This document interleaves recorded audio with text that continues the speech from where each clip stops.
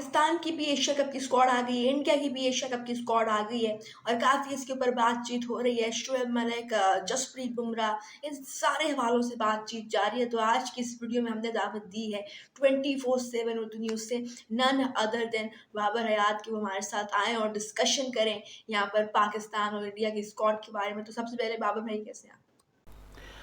जी वालेकुम अस्सलाम सोएब, बहुत शुक्रिया आपने मुझे एक बार फिर अपने प्रोग्राम में मदऊ किया।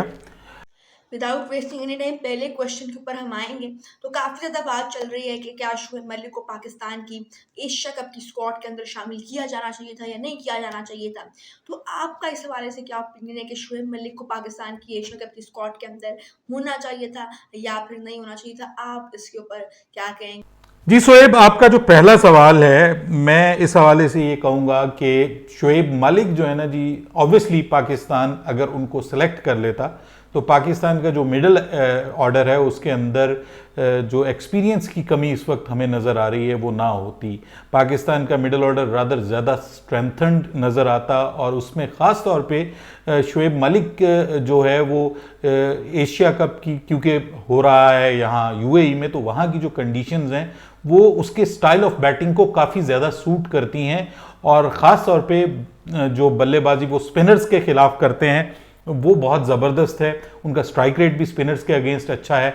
इस वक्त जो है वो पाकिस्तान का मिडिल ऑर्डर थोड़ा इनएक्सपीरियंस नज़र आ रहा है। मैं मानता हूँ कि बहुत हाईली टैलेंटेड हैं हैदर अली और उनको ज़बरदस्त मौका फराहम किया जा रहा है। फिर शादाब खान के हवाले से सुनने में आ रहा है कि उनको भी मिडिल ऑर्डर में एज एन ऑलराउंडर ट्राई किया जा रहा है, प्लान किया जा रहा है। लेकिन अगेन मैं ये कहूँगा कि जब आपके पास शोएब मलिक की शक्ल में एक खिलाड़ी मौजूद है जो खेलना भी चाह रहा है, जिसको आपके बाबर आजम ने ये कहा हुआ है कि आप जब भी हम आपने रिटायरमेंट नहीं लेनी, जब भी आपकी ज़रूरत पड़ेगी हम आपको बुलाएंगे, तो मेरे ख्याल में पाकिस्तान को ज़रूरत थी ख़ास तौर पे एशिया कप में। I am not talking about world cup.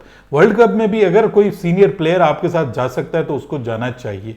लेकिन क्योंकि पाकिस्तान क्रिकेट बोर्ड का प्लान थोड़ा डिफरेंट है और आई थिंक वो जो है वो यंगस्टर्स को आजमाना चाह रहे हैं यहाँ पर, तो मुझे ऐसा लगता है कि फिर हमें इसको सपोर्ट करना चाहिए। अब अगर इस बात पे हम आ जाएं कि फ़लाँ होता फ़लाँ ना होता तो फिर मेरे ख्याल में मुनासिब नहीं होगा। लेकिन जो सवाल आपका वो अपनी जगह जेन्युइन है और शोएब मलिक का होना बनता था। लेकिन अब अगर वो नहीं है तो मेरे ख्याल में लकीर पीटने की ज़रूरत नहीं है। मेरे ख्याल में हमें अपने जो भी अवेलेबल सोर्सेज हैं उनको अवेलेबल रिसोर्सेज हैं रादर, उनको हमें पूरी तरह सपोर्ट करना चाहिए और उम्मीद करते हैं कि इंशाल्लाह ये टीम हमारी अच्छी परफॉर्म करेगी।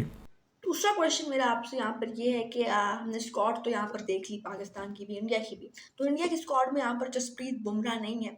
तो आप क्या कहते हैं कि जसप्रीत बुमराह के ना होने से पाकिस्तान कितना फ़ायदा उठा सकता है और पाकिस्तान को कितना फ़ायदा यहाँ पर होगा जसप्रीत बुमराह के इस? वो ये है कि आपको क्या लगता है कि पाकिस्तान की जो स्क्वाड है वो ज़्यादा आपको बेहतर नज़र आती है या जो इंडिया की स्क्वाड है वो आपको बेहतर नज़र आती है? इंडिया की स्क्वाड में अगर हम देखें तो यहाँ पर हमें दो बड़े नाम जो है वो, एक बड़ा नाम एक हर्षद पटेल और जसप्रीत बुमराह नहीं। जसप्रीत बुमराह के बारे में स्पेशली आप क्या कहेंगे और फिर आपको कौन सी स्क्वाड जो है वो बेहतर नजर आती है दोनों में से? क्योंकि कुछ मसले इंडिया के स्क्वाड में हमें ज़्यादा नजर आ रहे हैं। पाकिस्तान एक्सपीरियंस लैक करता है, इंडिया का फास्ट बॉलिंग डिपार्टमेंट अच्छा नहीं है।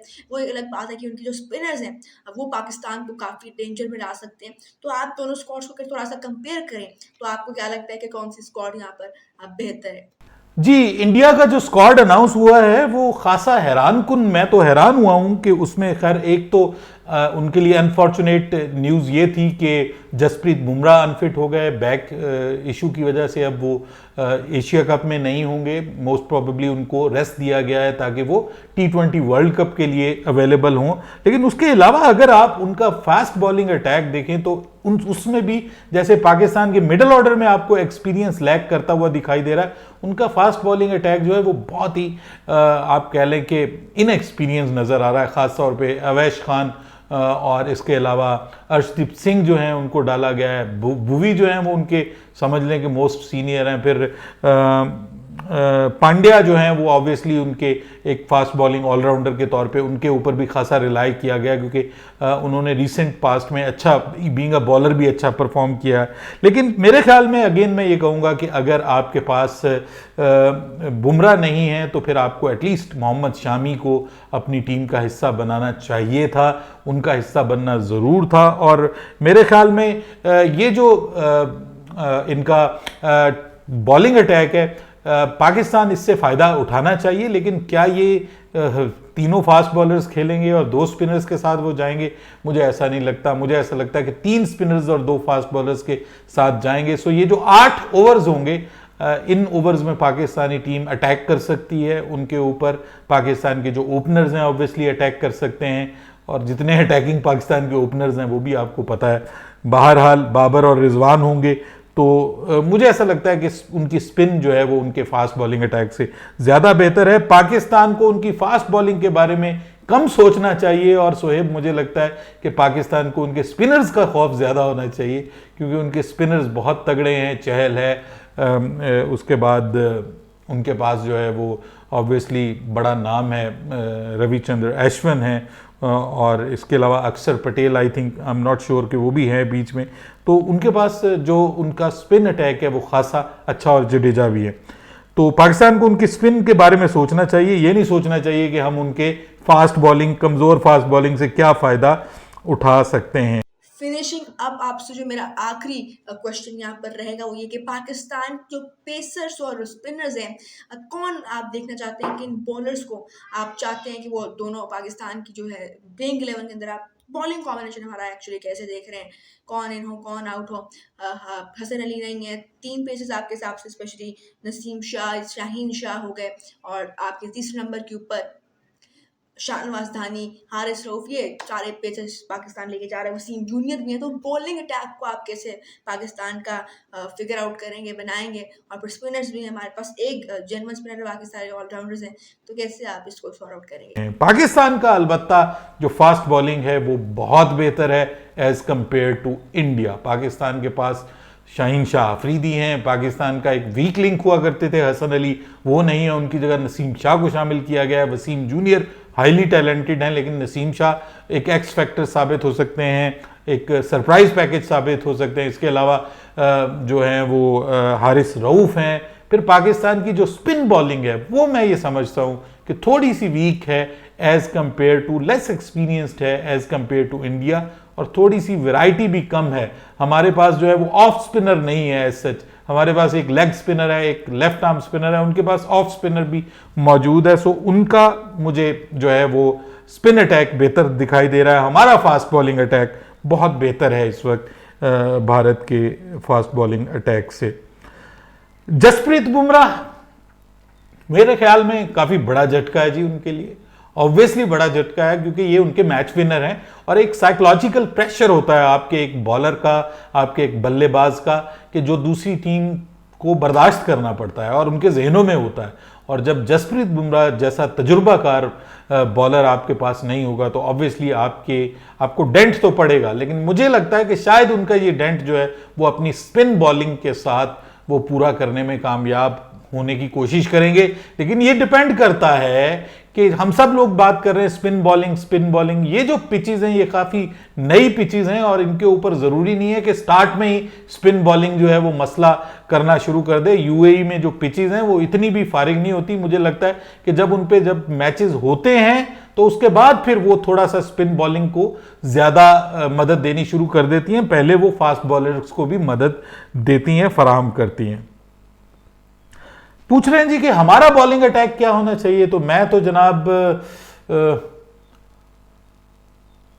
हमारा बॉलिंग अटैक क्या होना चाहिए, तो मैं ये समझता हूं कि दो बॉलर्स तो आपके फास्ट बॉलिंग में बहुत सामने आपको दिखाई दे रहे हैं, और ऑब्वियसली हारिस रऊफ और शाहीन शाह अफरीदी लीड करेंगे आपके बॉलिंग, जो आपकी बॉलिंग है, फास्ट बॉलिंग है, उसको लीड करेंगे। और साथ में अब यह है कि वसीम जूनियर को शामिल किया जाता है या नसीम शाह को।